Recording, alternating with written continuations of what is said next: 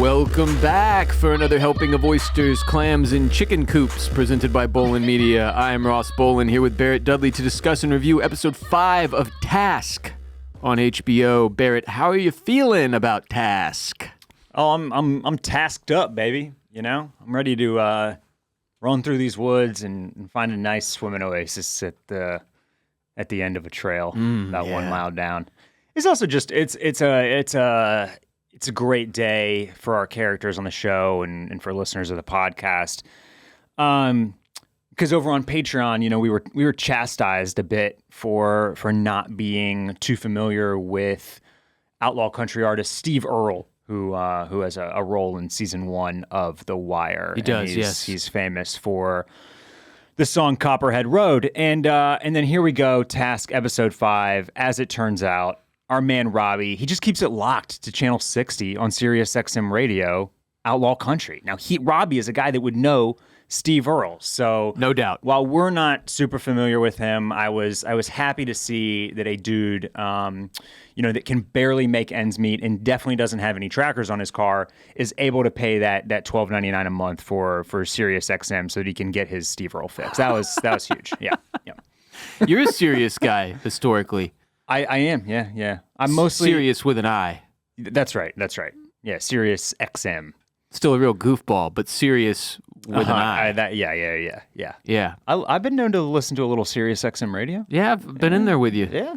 I've been in there with you. I mostly keep it popping on some Spotify and some podcasts or some music or whatever. But I do. You have the option. I have the option to switch over to channel 60 Outlaw Country if I want to. I think it was the first Boomer Barrett trait I noticed. You think Sirius XM is a Boomer trait? Oh yeah. I think you're the only person I know or the only young person's car I've ever been in where I experienced that. It was probably like 15 years ago. I remember getting in your car to go somewhere, and I was like, "Are you listening to Colin Cowherd on Sirius XM right now, dude?" Yeah. Hashtag Boomer Barrett. Yeah.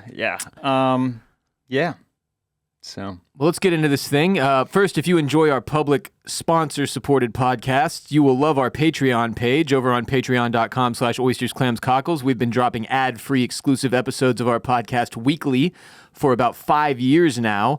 And right now on Patreon, we are creating a companion podcast for every episode of HBO's classic crime drama, The Wire, Season 1. We are 10 episodes deep. Later this week, we'll drop our companion podcast for episode 11 of The Wire, Season 1, friendly to first-timers and rewatchers.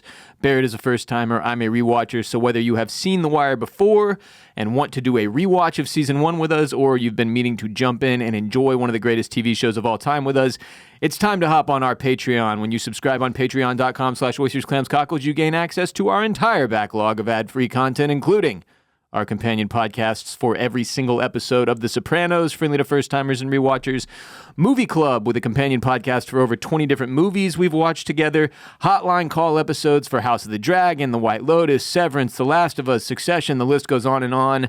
We like doing our show for you. We live to serve.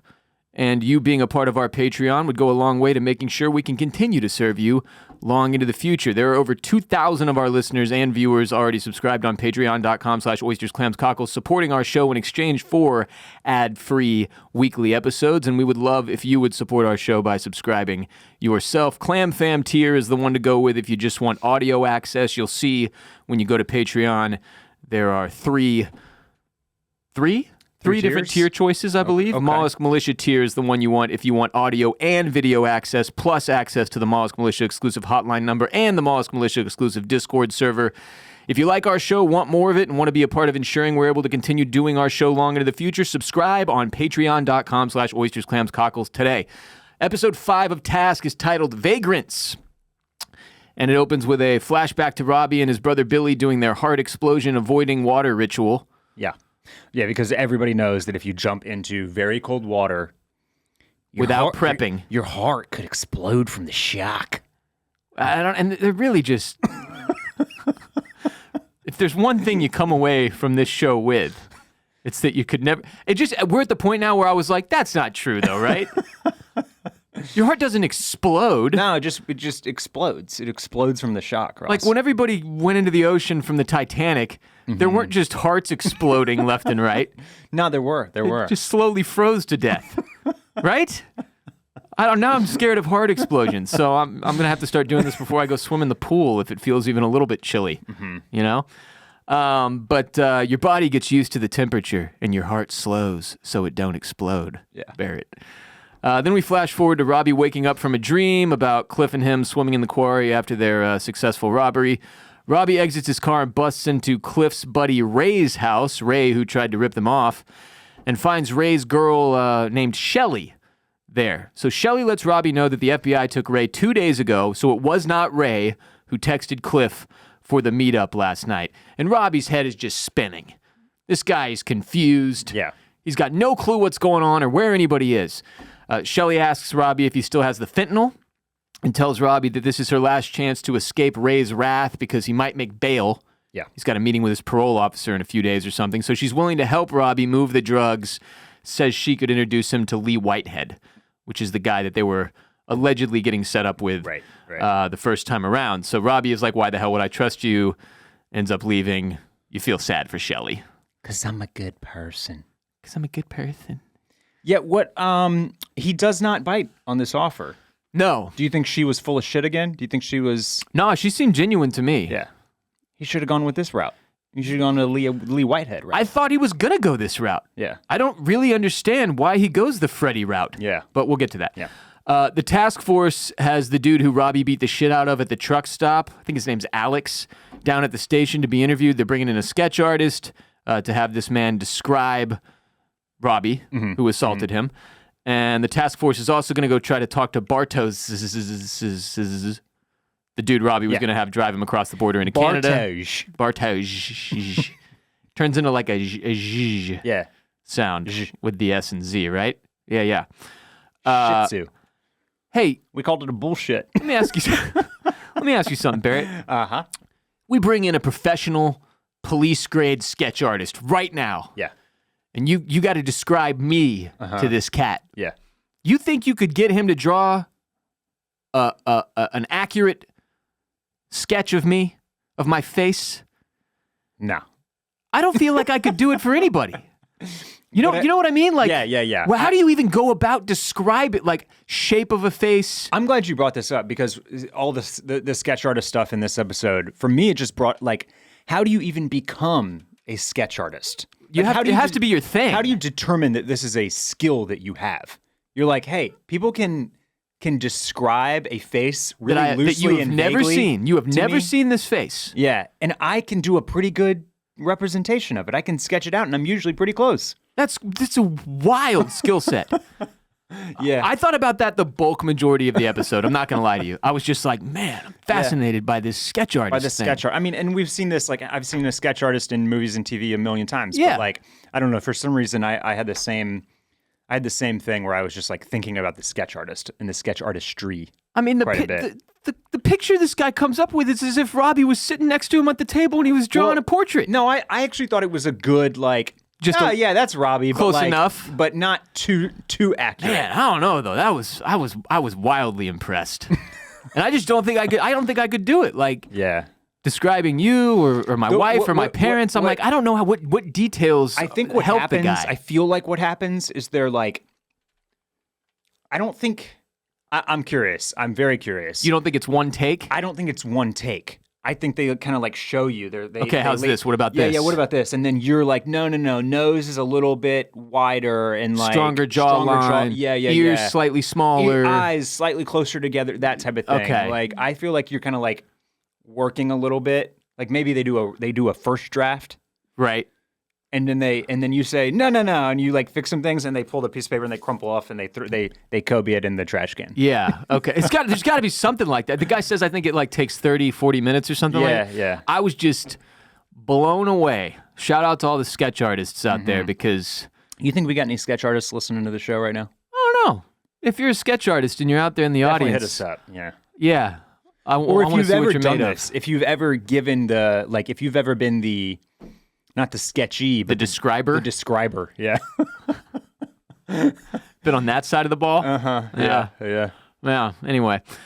Some dude comes into Kathy's office. Big scene here. Little scene. Kind of gets swept under the rug. Mm-hmm.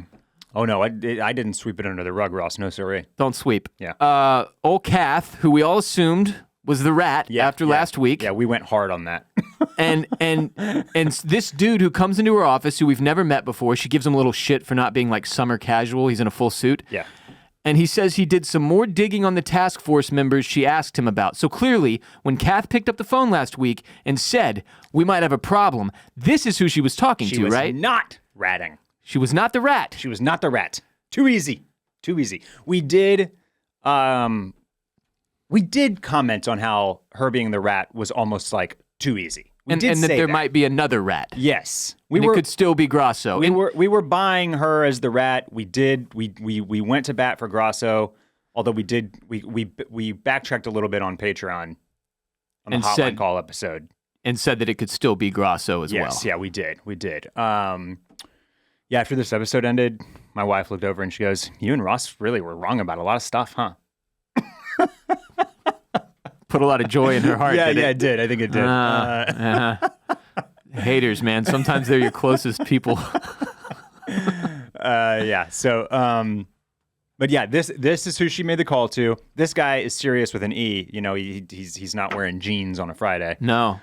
But yeah, notable scene. It's gonna come back. This one's gonna come back into play for sure. Yeah, he asks if she has a minute to chat, and then we cut away from that, so we don't get to be privy to that conversation. Put a pin in it. So just to be clear, we don't think Kath is a rat at all now. We're completely out on Kath as a rat now. Yeah, Kath, not a rat. So the beauty of this is that they give us all these arrows pointing to Grasso. Yes. So many that you and I are like, well, it can't be him. This is very obvious. Yes. Then they give you a few arrows pointing to Kath, and you're like, there it is. Yes. Okay, it's her. Yeah. Grasso was the distraction. Yep. And then they come back full circle. It was nicely done. It was nicely done. Yeah, I appreciate the way this was written. So Miguel, the sketch artist, shows up to do the sketch with the witness, Alex. Aaliyah tells Tom they got DNA off the bucket Sam was carrying when he freed that fish out at the truck stop. Mm-hmm. And it's the DNA of 21-year-old woman, Maeve Prendergast. Her father is Billy Prendergast, lieutenant within the Dark Arts. Missing persons report was filed 14 months ago on Billy. Tom is going to go pay Maeve a visit by himself. Why? I don't know. Perry drops Jason back at his house after they presumably buried Cliff's body somewhere because they've got shovels. They're putting the shovels back in the garage. And Perry sticks a tracking device on one of the cars. Now, I initially thought he was sticking a tracking device on Jason's car. No, I felt I knew what he was doing here. But it's Aaron's car. Aaron's car. That he's putting a tracker on. Jason has blood on his tank top, which Aaron sees when he enters the home. Maeve is still taking care of this 6-year-old kid, Sam. She's going to drop him off at the station today, but he asks to pet the chicken, Gertie, one last time. So when Sam is outside petting Gertie, in comes Perry to Maeve's house, which if you watched the, next time on task trailer, you knew this was coming. Maeve plays it pretty cool with Perry. She's good under pressure, this one. Mm-hmm. Doesn't really give any inkling or that there could be something wrong. Perry is there under the guise of needing some of Maeve's dad's, Billy's, stuff for some sort of memorial he says they're going to do. Perry ends up seeing a photo of Robbie and Cliff on the refrigerator, which is very problematic. And frankly, somebody probably should have taken that down at some point in the last several days that have passed. Maeve hides Sam in the chicken coop while Perry is there. It's tense, but I was pretty confident Sam and Maeve were going to be okay here. Yeah. Quick question on the fridge sitch. How many photos of you and the fellas you got on your fridge? Me and the boys? Yeah, you and the boys. Maybe you and your best boy? I don't know. None. Zero. Yeah. Yeah. Not really a thing. No, it's not. No, because I'm a grown man. Because you're a grown man, and you're not just taking photos with your besties. But they were like brothers! At 40 years old. You know? Mm-hmm. Yeah. No, I get it. But I don't know. That didn't throw me that much. Robbie doesn't have much going for him. Honestly, it didn't throw me either. It's just funny and if you're not listening over on Patreon, then you're not getting a lot of this kind of bonus coverage where we go deeper into this type of stuff. But the scrapbooking that the Dark Hearts are clearly doing. Yeah. Because Perry can just sit there and flip through photos and photos and photos of all their meetups. Yeah. It's kind of echoed here again with Robbie and Cliff just, These people be... Hey, Maeve, grab a photo of me and my bro. It almost looks like a selfie, too. It's like close up. Need one for the fridge. Yeah. And just continuing the idea of like, these guys just, you know, they're different than you and me because they like to take photos with each other. And there's nothing wrong with that, okay? No, there's nothing wrong with that. It's manly. It's very manly. We also talked off mic about how it seems like the biker chicks, the chicks in the Dark Hearts, the Dark Heart ladies, it's probably their responsibility to do the scrapbooking. Yeah, right, yeah. Because it's Perry's girl who's got all the scrapbooks. It's not Perry himself. Okay. She's the scrapbooker. Yeah. You know? The club historian, if exactly, you will. Yeah. And in the case of Robbie, girl, wife, baby mama, ditched, brother, dead, saying nothing about other family, parents, don't know. Cliff's kind of, that's all he's got. Right. You know, that's his fam. His best boy. His number one guy. Yeah. So it is what it is. So then Maeve goes and meets up with her friend from work and asks this girl to take care of Robbie's 2 kids, Harper and Wyatt, presumably because she knows she's going to be arrested. Yeah. I'm assuming when she takes in Sam, she knows she's going to be questioned at the very least. So now, just to further Robbie's Father of the Year award, he is no longer just pawning off the rearing of his children to his niece, Maeve. Maeve is pawning off those children to her coworker at the old roller skating rink / arcade Chuck E. Cheese type shit that she works at. Yeah. These poor goddamn kids, man. Yeah. Gonna have to do a whole other show about Robbie's kids and the hellacious life that they live. Robbie drives out to meet with his informant, Erin, Billy's former lover, Jason's current girl. Erin has to tell Robbie that it was Jason who got Cliff last night, that Jason had blood all over him in the morning. So Robbie has to come to terms with the fact that Cliff is very likely dead. And that it was not Ray. And that it wasn't Ray, who he suspected. This is like fully confirming that his Ray theory is gone. Not to make a pun, but dead in the water. Indeed. Wow. So Robbie leaves to sell the dope. Erin stays and watches a group of friends doing a little campfire on the other side of the quarry. She's like, look at the good times being had over there. I'm going to just sit down and soak this in for a few minutes. Even though this is a treacherous rendezvous point. It is, yeah. I'm just going to take a seat. So unfortunately, Perry had that tracker on Erin's car and followed her out there. Perry sees Robbie driving away. He just sees him. Brutal. You know? Brutal timing. He goes and approaches Erin and tells her he knew she was lying to him. The long story short is that Erin runs, Perry pursues her down into the water and ends up drowning her, killing her, and then dragging the body away. R.I.P. Erin. Wait, it was because he's chasing her down there, and he looks up and he sees the little campfire occurring too, and he's like, well, shit, we can't have any witnesses. So at one point, it looks like he's going to let her up out of the water when he's drowning her, but then he looks up and sees the smoke coming from the campfire, and he's like, better keep holding her under. Just in case they look this direction. Yeah. Like, did he want to kill her? Did he not want to kill her? It seems like it was kind of an accident, but also he did do it. So yeah, he quote doesn't mean to kill her, right? But like also holds her in the water for like 10 minutes. So yeah, it's I had the same kind of like awkward, or I don't know if that's the right word, but just kind of the same like. What was his intention here? Yeah, because I think a few things happen. One, she hits him in the head with the rock, which obviously like kind of enrages him, you know? And I think that gets him to another level where he is murderous. Gonna do the bad thing. Yeah. And then he's doing the thing, you know, we've seen this in other movies and films before too, right? Where he's just like, just shut up. Yeah. And that like, you trying to get somebody to shut up leads to their death, leads to the murder instead of the shutting up. Well, she did shut up just permanently, which didn't seem like it was his original intention. But I thought that was surprising because as soon as he says like we're gonna have to do this a different way now, I'm like, okay, he's gonna kill her.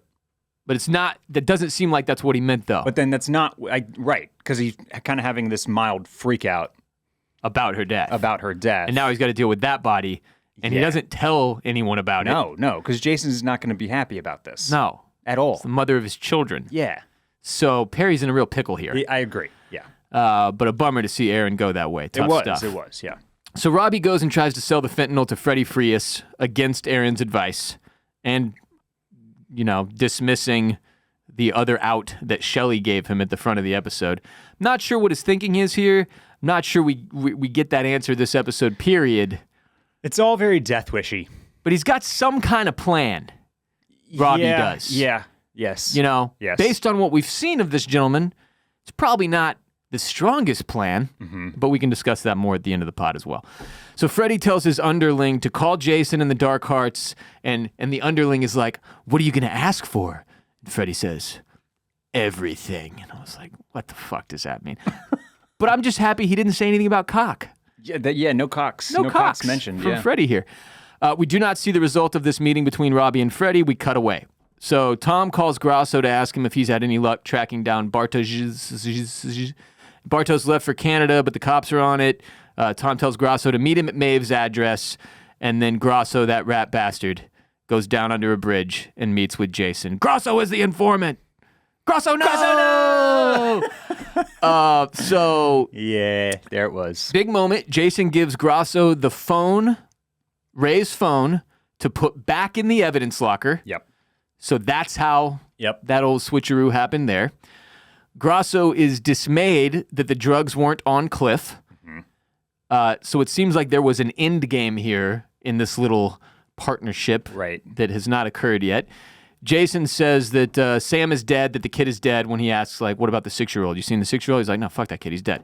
Grasso shows him a photo of Sam alive at the truck stop yesterday and has a quote. He says, I'm cutting things way too close this time, which makes you feel like Grasso has probably been helping these dark hearts for quite a while. Yep. Jason then gets a call from Freddy that Robbie Prendergast is the other thief. Freddy is going to set up a meeting, and Robbie is going to bring the dope with him. And Grasso says he has to go, but tells Jason not to leave for that meeting until he hears from him. Right? So I'm going to ask you a question that I think you're going to know the answer to here. What is the motivation for Grasso? No, I don't know. Oh, you don't know? No. So you know how they do the inside the episode thing after the fact? Yeah. You know how I'm not the biggest fan, Right. Because sometimes there are things that are given away in those. Yep. So my wife loves them, so she watches them. I walk out of the room to brush my teeth. You know, I'm in the bathroom. Okay. I can't hear any of what's happening with the television. Yeah. I come back out from the bathroom where I have just cleaned my teeth, and I sit on my bed, and it's like at some point in that inside the episode thing, and they're interviewing the gentleman who plays Grasso. What's his name? Fabian Frankel. Thank you. And he delivered a line or an explanation Yeah. that provided depth to this situation that I, again, was not happy about hearing. I thought it was a nothing burger. Well, I'm just going to say, if you don't want anything from the inside the episode, skip ahead about 30 seconds, okay? Fabian Frankel says something like, yeah, so me and the actor who plays Jason and the showrunner talked, and we basically came up with the backstory that these guys were likely childhood friends and that they'd known each other for a really long time. Yeah. Which I just found to be kind of a bummer because now I know, well, they're not going to give us that explanation on screen. That's not going to be part of the show. It's something that they came up with as characters on the side. It's not necessarily an important thing that we have to have in the show. I'm not saying it is. But I also it's weird to me to get that.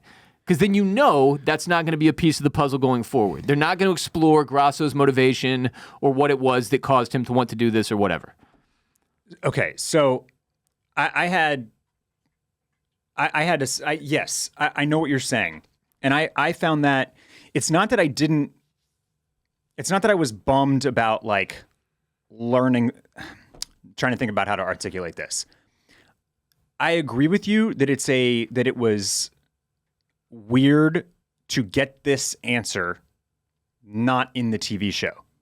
But I actually still think that we're going to get it in the TV show. Oh, you do? Because of the Kath running down, like maybe re-vetting everybody with the guy that she called who steps into her office. Right. Who we think is inevitably going to have some information, or Kath maybe already has some information about Grasso that is going to clue her into which one of these people on the task force is a mole. So I do think that there is going to be some sort of reveal or explanation about how she knows or how somebody figures out or knows that Grasso is the mole.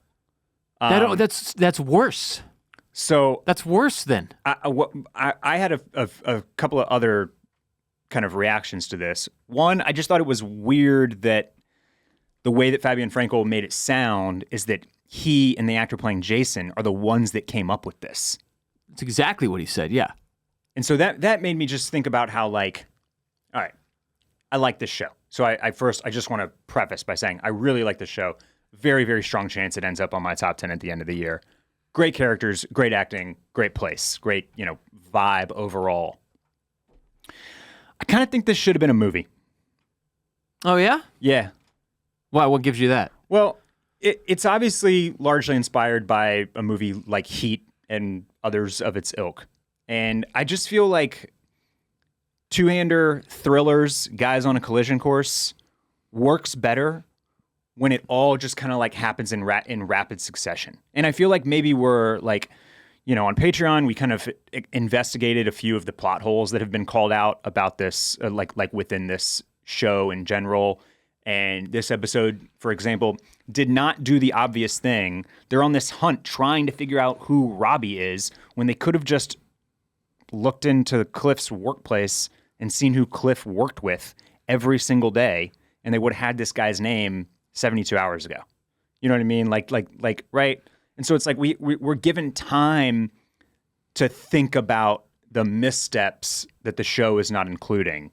And at the same time, the show is like jumping to some stuff. It's just kind of offering up the Grasso reveal with no backstory or no explanation. And I just kind of got this sense that, like, okay, in a 2.5-hour movie or a 2-hour movie, when everything is just kind of like when this piece of the story is moving at a breakneck pace, then you just kind of like this Grasso reveal, the meeting under the tunnel, kind of happens as this, like, propulsive thing that keeps the story churning. And like, it's just weird that we keep having to wait now for other shoes to drop.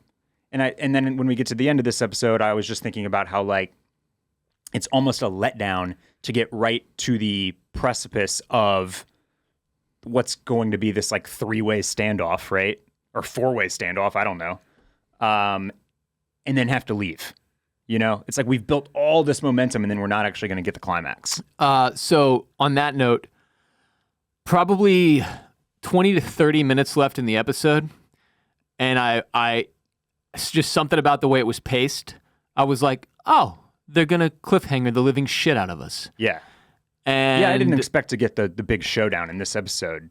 Well, no, I mean, of course not, especially with 2 left. Right. But I could just tell they were going to walk us up to the line. Yeah. And then roll the credits. For some reason, with like 20 or 30 minutes left, I was just like, oh, these fuckers. So again, it's been a great show, and episode and doing this as a short series, as a 7-episode series, gives us more time to like get to know people like Maeve and like Cliff and all these kind of like tertiary characters that we get to spend a little bit more time with. But I also think that the length of the show is also kind of leading us to get these weird moments where we're discovering plot holes, questioning characters' motivations or decision making, and then also having like a reveal that feels a little bit sudden or is lacking an explanation. All of that to say, I generally like agree with your sentiment that it was just weird to get that explanation that apparently the actors came up with, not even the showrunner. They like cleared it with him. Which is the reason I don't foresee it being explained in the show. Maybe not. So, but I think that will be weird if they don't explain it. Yeah, I don't know about it being a movie just because you've got 7 hours plus to flush this out here, whereas a movie you got what, like 2.5. It is interesting that in the comps for me, this is like if The Departed meets True Detective. That's sort of the vibe this show gives me, and it's interesting that in like The Departed, the movie literally starts with 20, 30 minutes of them explaining, here's how these 2 rats come to be. Right. In each camp. Yeah.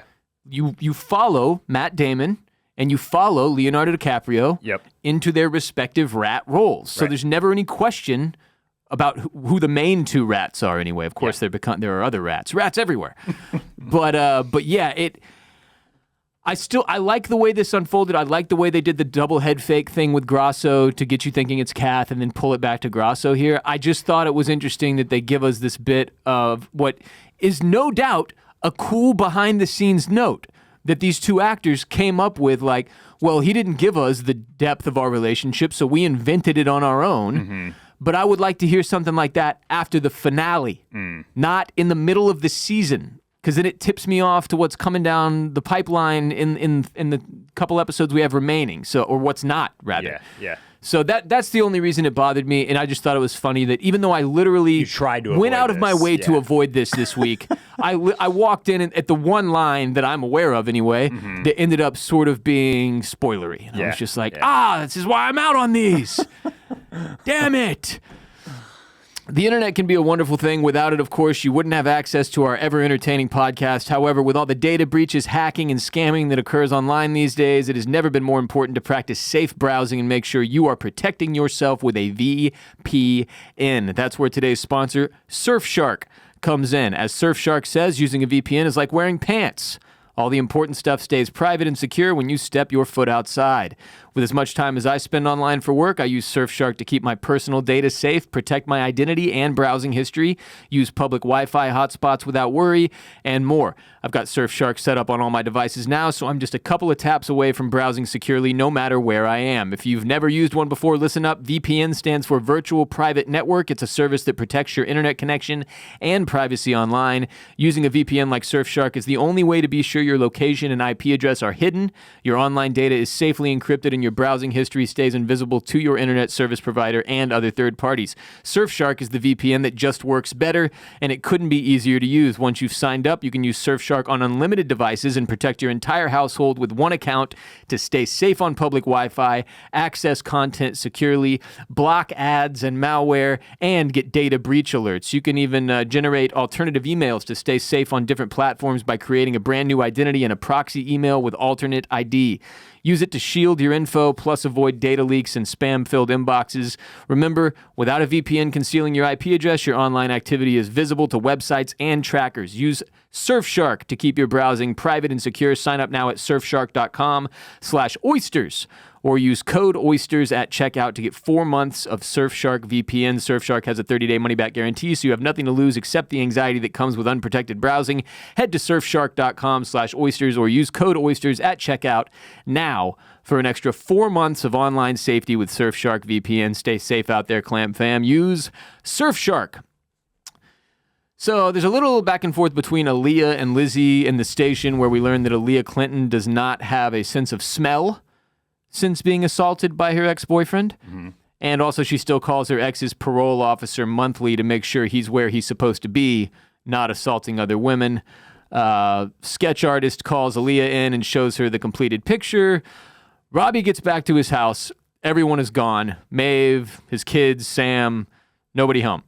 He calls Maeve straight to voicemail. Tom rolls up to Robbie's house just as he gets a call from Grasso telling him he's on the way and to not go and approach until he gets there. But Robbie comes out of the house and Tom tells Grasso, like, I think this is our guy. Basically ignores Grasso's warnings and just tells him to get there as soon as he can. So Tom approaches Robbie, introduces himself as Special Agent Tom Brandis, FBI. Tom asks if Maeve Prendergast is home, makes up a lie about investigating a cold case of her father, Billy Prendergast.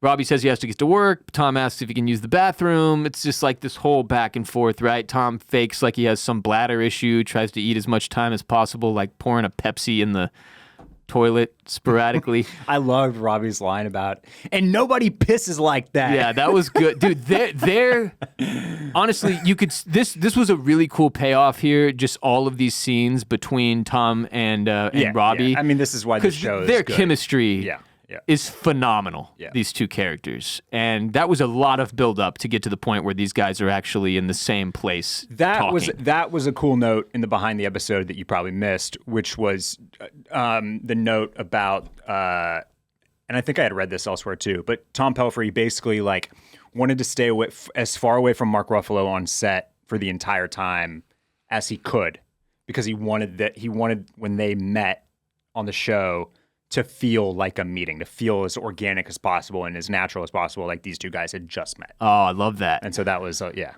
It's like, it's not method, but it's strategic. But it's strategic, yeah.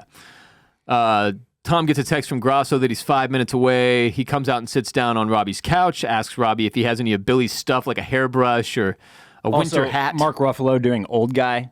Yeah. There, doing decrepit old guy was also really good. Yes. It's crazy that he's so good at that and then is also the Hulk. Yeah. And also this is the second time in the episode that people come to this house looking for Billy's shit. Yeah. Fake looking for Billy's shit. That's right. Robbie sneaks up behind Tom, holds him at gunpoint, takes him hostage, right? Yeah. He doesn't buy it. He susses out what's going on here. Forces Tom into his car, tells him to head north on Route 100. They build like a nice camaraderie in the car on the way to wherever Robbie is taking them. I think it ends up being Uncle Baby Billy's hunting cabin out there in the woods. That's where they're headed. Okay, is this Billy's cabin or is it Jason's cabin? Billy's cabin that Jason was aware of.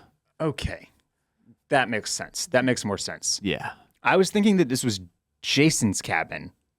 No, that'd be a really dumb idea. That Robbie knew about, and I was like, why would he go? Why? Isn't this the cabin that Billy died at? It is, right? This is where they... I don't think this is the same place that they took Billy and beat him to death, but I could be wrong. That might be the place. I was very confused about how they were going to like get this location to Robbie and kind of act like it was a Freddy location. This makes way more sense. So Robbie came up with a Robbie location. Yeah. Okay, that makes way more sense. He told him, this is where I'll meet you. Yeah. Okay. Robbie tells Tom to turn on the Sirius satellite radio so they can listen to music, which ends up being a mistake because you can track that, turns out. If you're a criminal, you basically just can't use any technology. That's right. Because it'll get you. Robbie tells Tom that Jason of Dark Hearts fame beat his brother Billy to death, and that's what started this whole thing. He's like just giving Tom the story, right? He's not really withholding much here, other than whether or not Sam is alive. He's telling Tom, sort of his whole history. Robbie's got a duffel bag Full with of all basketballs. They're going to a pickup game. But it took me a while to figure out, like, okay, when he met with Freddie, did he get the money already? Like, my brain did not catch up there very quickly. It wasn't until deep into this car ride with Tom that I was like, oh, okay, so he's got the drugs in the bag still. Yeah. He's going to the meetup. Yeah. And he's taking Tom as sort of like an insurance policy is what I thought at first. That's what I thought too, but now I'm not so sure. So yeah, continue. We'll get to what his plan was exactly at the end. So he also tells Tom that Jason got Cliff as well because Tom asks where Cliff is. Grasso gets to Robbie's house and finds Tom's car and phone, but no Tom. Maeve walks into the station with Sam and turns herself in. She's taken in to be interviewed. Sam is taken to be evaluated. He's got no visible signs of trauma, bruising, etc.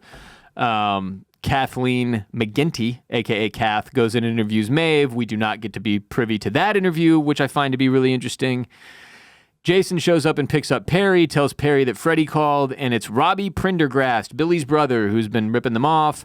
They're all going to go meet out at Billy's hunting cabin in Bushkill at 6 p.m. That's the meet that was set between Robbie and Freddie. Freddie tipped off the Dark Hearts.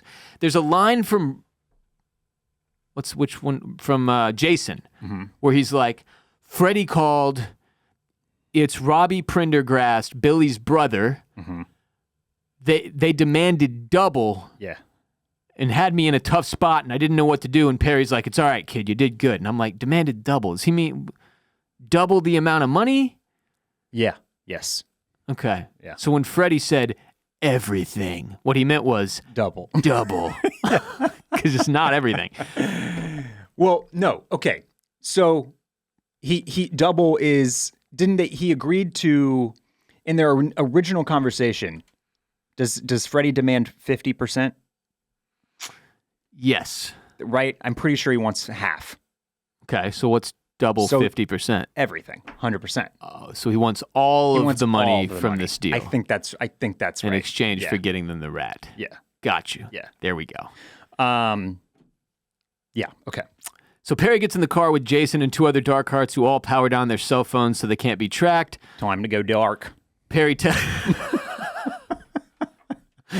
Dude, I love the names in rural Pennsylvania. Everything is like Woosanatchee Park. Yep.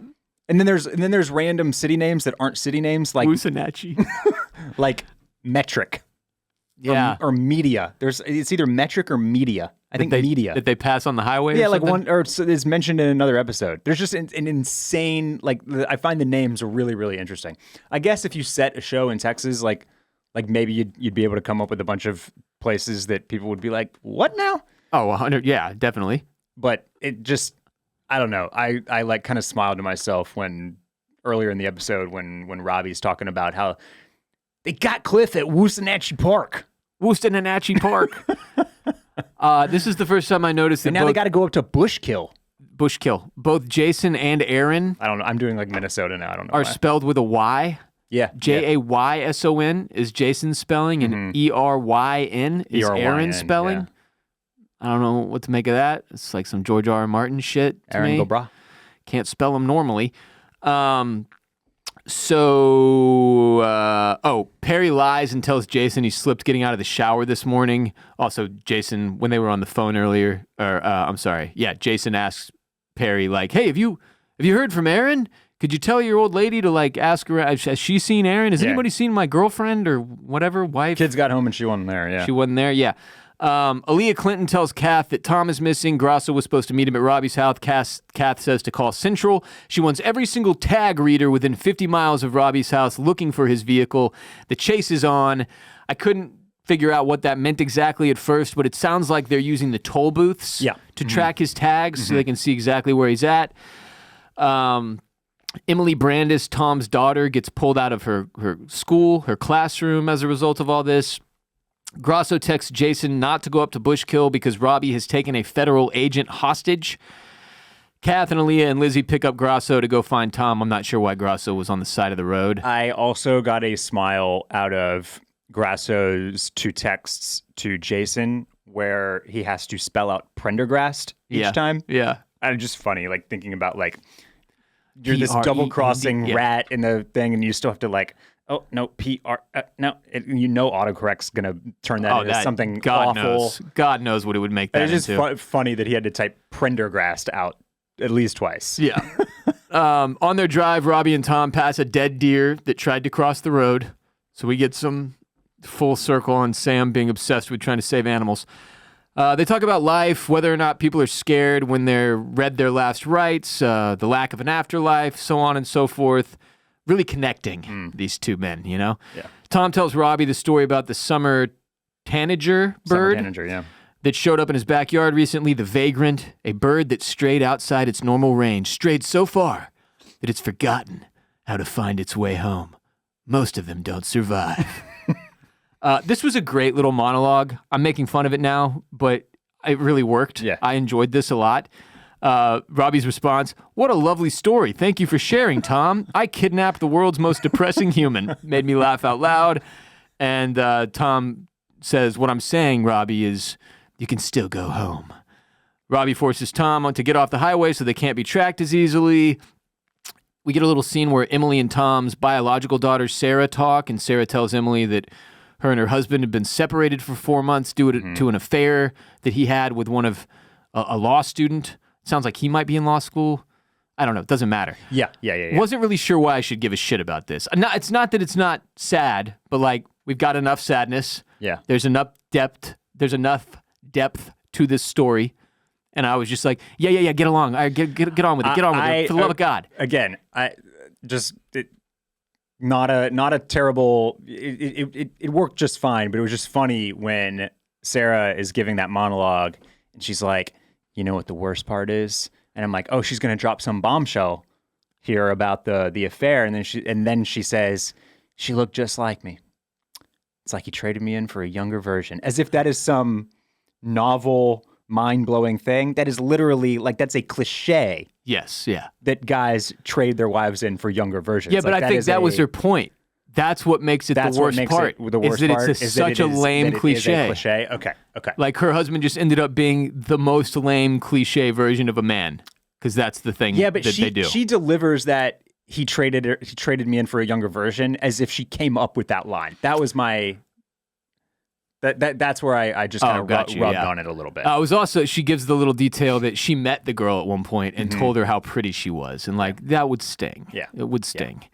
Sarah tells Emily she doesn't want her to feel like all she's allowed to feel is gratitude anymore. Right. So we did get part of what I think this episode was trying to convey is that this tragic incident here of Tom being kidnapped by a drug dealer robbing child kidnapper sort of brings everybody back closer and into a good perspective. Yeah.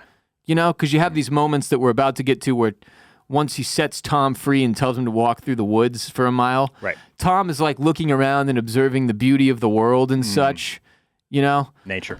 Yeah. People, humanity. Nature versus nurture. Nature always wins. So Kath, Aaliyah, Lizzie, and Grasso find out Tom and Robbie must have exited the highway somewhere, so they do the same. Robbie forces Tom to drive off into the woods on a dirt road. Tom thinks Robbie is going to kill him, wants to call his kids. At no point did I think Robbie was going to kill this guy. No. Like, when he gets out of the car and he's like, start walking, I was like, dude, walk faster. He's freeing you. Because he's walking slow and like worried he's about to get got. I was like, no. Can you not read the tea leaves, man? Did you catch that Robbie was pissing? Yeah. and at that moment, I honestly thought the only reason he pulled over was so he could take a piss, and then he was about to make Tom get back in the car. Same. But Robbie takes a piss, makes Tom promise to take care of Maeve. That was a big, important moment that you hope Tom will... she had nothing to do with this. Will stick with, right? Then tells Tom to walk into the woods for a mile or so, and he's like, you'll see it. It's beautiful. And I was curious. In hindsight, I should have known. Like, it's just the fucking quarry, because that's all this guy cares about is the goddamn quarry. And I don't think it was a quarry. I think it was a lake. Yeah, some lake, body of water. It's a body of water with families where people and are kids. swimming. It's a swimming hole. It's a swimming hole, Ross. It's beautiful. It's beautiful. Tom tries one last time to tell Robbie he doesn't have to go through with this, that he can still go home. Robbie says he doesn't know the way home no more. And Tom walks until he gets to the water and asks to borrow somebody's phone. He calls Emily, which felt important. Doesn't call Sarah. He calls Emily to tell her he's okay. Sarah is with her too, of course. But he seems like he's like, you know, he can love and appreciate his family again. Yeah. And he had that taken from him when his adopted son murdered his wife. You know? So that's good. Yeah. That's the most positive thing I think we're going to get in this show, if I had to guess, was this moment. Aaliyah is disgusted by the way Kath eats. She's an emotional eater, it turns out. Tom calls Kath and tells her where he is. They're going to pick Tom up, and they're going to use Robbie's satellite radio to track his car.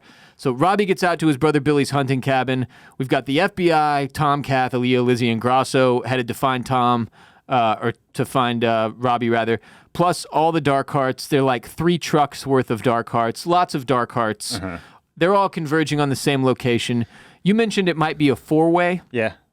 I don't know if Freddie or them are going to roll out here too, possibly. Yeah. Probably not. I think we've got our 3 Mexican standoff participants. Yes, thank you. Yeah. So the FBI splits up. Lizzie and Grasso on one side. Yep. Tom, Kath, Loyalties and Aaliyah might be tested there for old Grasso. Yeah. Yeah. They're clearly setting us up here for some shit. Yeah. Robbie takes his drugs down by a river, takes his shirt off, does the whole heart explosion avoidance ritual one more time. Tom finds him, pulls his gun, yells, Robbie! Robbie!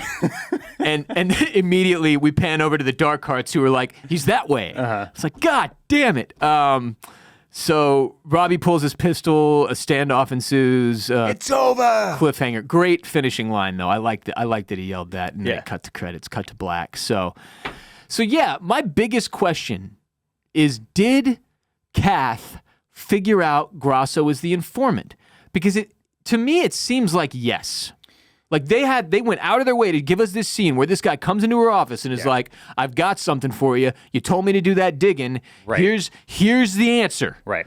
And they intentionally keep us from it. But she still takes Grasso with her on this mission. But she's got this look in her eye, Kath does. Like, I know something is going on here. But then when Tom splits them up, like, why would Kath allow Grasso to go alone with Lizzie? Clearly we're going to get some answers next episode. It's really tough. It's really tough to know. Do you think I said that we were all the way out on Kath being in on this or a rat or whatever. Yeah. Is that a good place to be? Or do we think that there is still room for her? Like, the way that she's tracking and hunting down Tom and emotionally eating and like doing, like, it felt like she is invested in Tom. It felt like she is concerned for her team. Like, I was buying that, oh, yeah. You know, the emotion that she was wearing on her sleeve. So, like, I want to say that she is part of the team and not a rat. But what you're laying out is makes it unclear. And let me just bring one other thing up for you. We got the note about Aaliyah being the best shooter this side of the Mississippi. Sharpshooter. She's sharpshooter. She's bullseye. She won police pistols. She won police pistol. We've nicknamed her Bullseye. Yeah. At the same time, we've sent Grasso out with Lizzie. Lizzie has been trying to connect with Aaliyah this whole time. Camaraderie, teamwork makes the dream work. Yeah. Camaraderie, Yeah, I see where you're going. You see where I'm going with this. Aaliyah's going to have an opportunity to save Lizzie is what I'm imagining is going to happen. Maybe by having to kill Grasso. Exactly. So that factors into what you're saying. Like, why would, if Kath knows about Grasso, then why would she allow this to go forward? Why would she bring him? Why would she let him participate? All that. So maybe the guy did some digging and didn't come up with anything. Maybe. I don't know, though. It seemed... Look, I don't think they can flip it back and have Kath still be... And have two rats? Crooked. I don't think they can do that. That's too much flip-floppy trickery for my liking. I don't think that's good writing. I don't think that's going to happen for that reason. Brad Inglesby is a pretty good writer. Yeah. I just don't see that. What you just laid out is a very good point. I'm just super curious. Like, what does she know at this point? Because why in the name of God would she roll out into the woods? Because she even says at one point, like, we're not going to get a lot of local help out here. Mm-hmm. When they're like, do we have backup? What other departments are going to come back us up? And she basically makes it seem like it might just be them. Yeah. Well, if it's just them, wouldn't it be a massive risk to roll out in two teams, one of which 50% of is clearly informing for the other side? It just, I don't know. Here's another question. In real world, Tom Brandis gets this information that he probably has a leak. Aren't you just scrapping the whole task force and getting a new one? Yeah, I guess it's like a manpower issue, though. Maybe so. In part. Yeah, I don't know. I don't know, because he certainly seemed like Tom after the, what was that last episode or the one before that where they're doing the cliff meetup last episode. Mm-hmm. When that goes awry, he seemed pretty freaking convinced there's a rat. Mm-hmm. That somebody is informing for the criminals. Yeah. If you're a Halloween nerd. What was Siri chiming in? If you're what? If you're Halloween nerd? If you're a Halloween nerd, I have just the rap for you. If you're a Halloween nard. She said nard. Now, what did I say that could have triggered this? It's my Siri on my computer. If you couldn't hear it on the microphone, all of a sudden it just chimes in. If you're a Halloween nerd, I have just the rap for you. Hey, mad witches, want to hear me slay? Hey, referees, hate to see me play. Hey, got my mask on right on my face. Hey, trick-or-treaters trying to keep my pace. You must have said something. You must have said the magic word for her to do a Halloween rap. I'm not even done. Tricking around, treating around, clowning. Spooking around, scaring around, flouncing. Candy and bags in your hands, in your mouth, and ghouling around, ghosting around, bouncing. I have never had Siri serve me up a song before that it just made up, but that's the Halloween song. There's the Siri Halloween rap. Do we just close on that? Okay, but yeah, we got 2 of these left, 2 episodes left. Next week is the penultimate, and then the finale, of course, 7-episode little mini-series thing. We've got limited series, mini-series? Nobody knows. Yeah.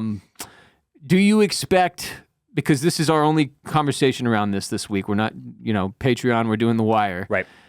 Do you expect Robbie to make it out of this alive? Who do you expect to make out of this alive? I kind of do think Robbie's going to make it out of this alive. Like there's going to be some twist with him, because he seems completely screwed. He does, but it won't surprise me either way. But the summer tanager metaphor and all the talk about, I don't know the way home no more. I don't know what that accent was. Jesus Christ. I mean, it's kind of close. That's how I feel when I'm listening to his accent. I'm like, I don't know what this accent is. But like, it's kind of just North Hick. it almost made me, it's almost pushing me to the like, maybe there is a way home for Robbie, you know?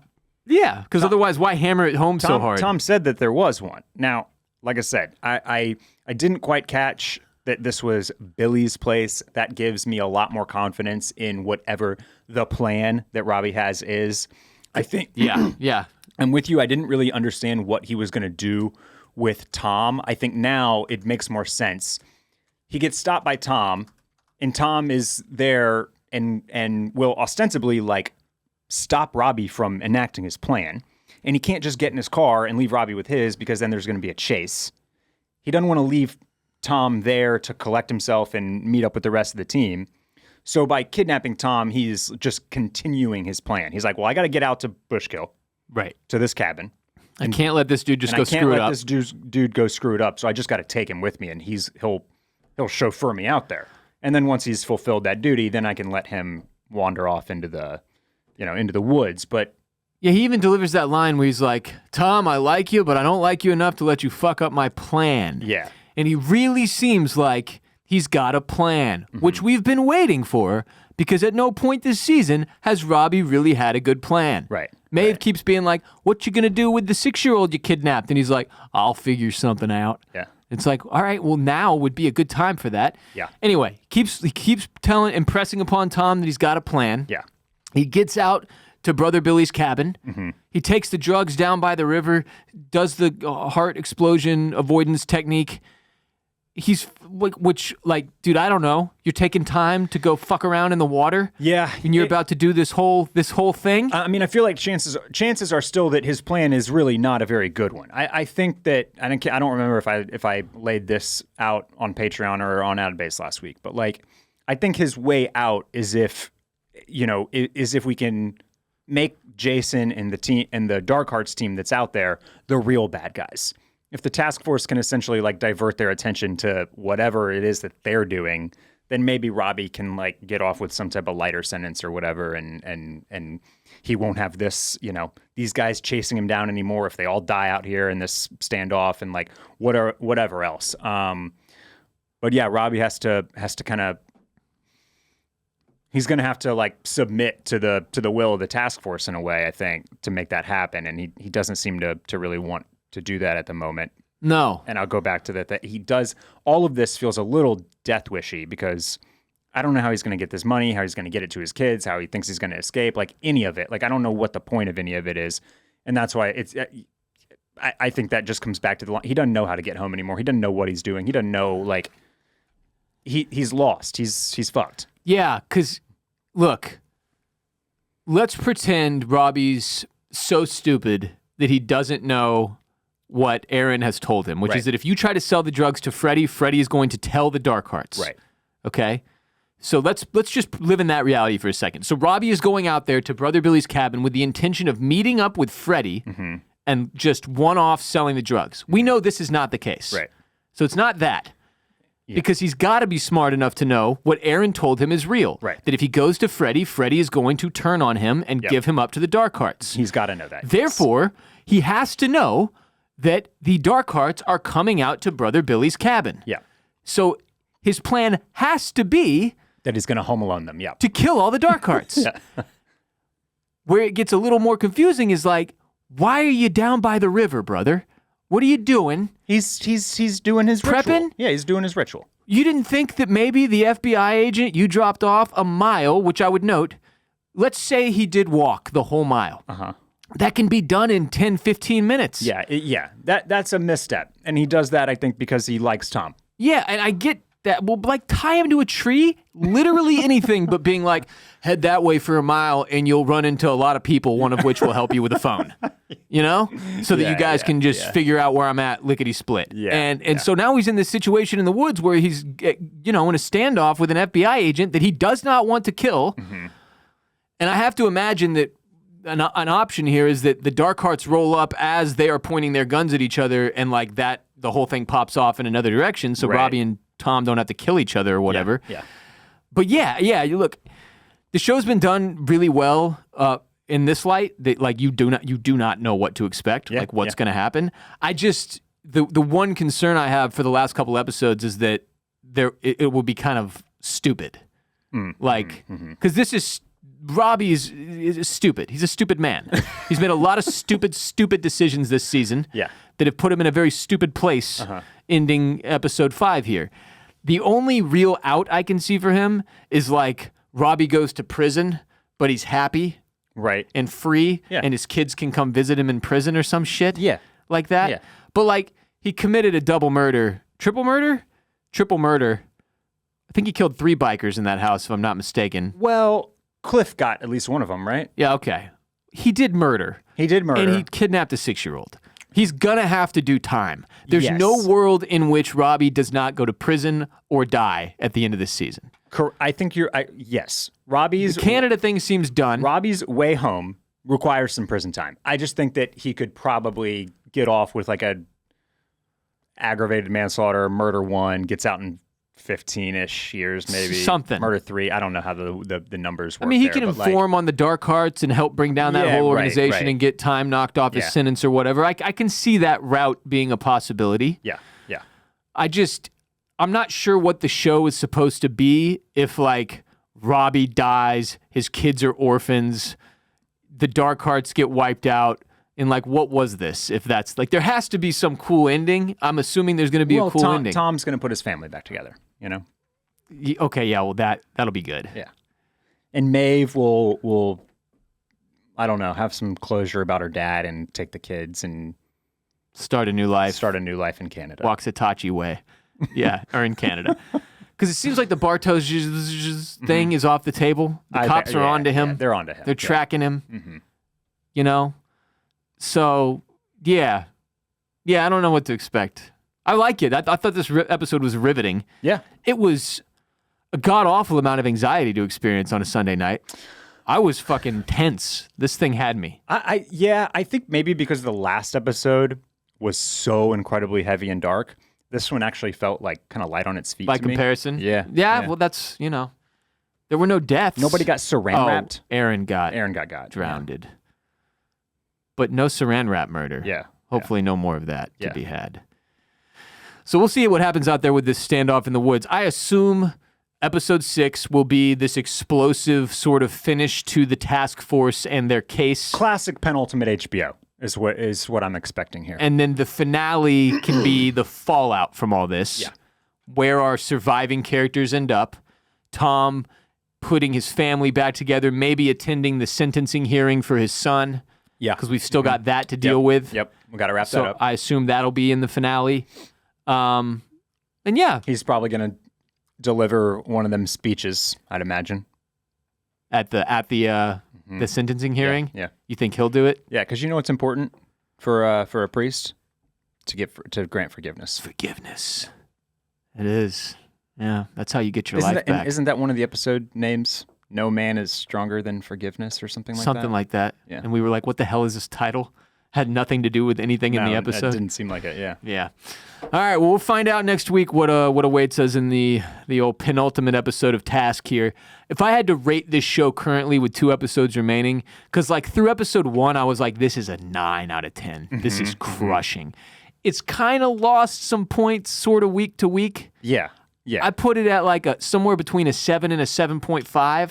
I'm going letter grade, and right now I've got it at a B+. B+. It's a little higher than I am, I think. Yeah, okay. In large part because I need them to bring this thing home in an effective and cohesive and intelligent manner. I don't want to spend the penultimate pod or finale pod sitting here having a bitch about shit that just didn't make any goddamn sense. Yeah. Okay? That's what I'd like to avoid. Yeah. So, Barrett and I will be back next Monday with our discussion and review of Task Episode 6. We will also be back later this week on patreon.com/oystersclamscockles to discuss and review Season 1, Episode 11 of The Wire, exclusively on Patreon for our subscribers who are there supporting our show in exchange for more of our show. I would also note, Barrett and I did our monthly hotline call-driven episode on Patreon just for members of the Mollusk Militia last week, in which about half of our calls did address Task, and we further discussed everything we had seen on Task through episode 4. So if you want to go use your 1 free week, what is it? It's like a week-long trial period you can get on patreon.com/oystersclamscockles without having to pay anything, just so you can check out that Mollusk Militia hotline call episode. Make sure you're in the Mollusk Militia tier. Listen to our Wire hotline call episode from last week, and about half of those calls, A lot of extra task talk. back half, going to have a lot of extra task talk in there. Love y'all. Appreciate you. Thanks for riding with us. Until next time, keep doing what you're doing.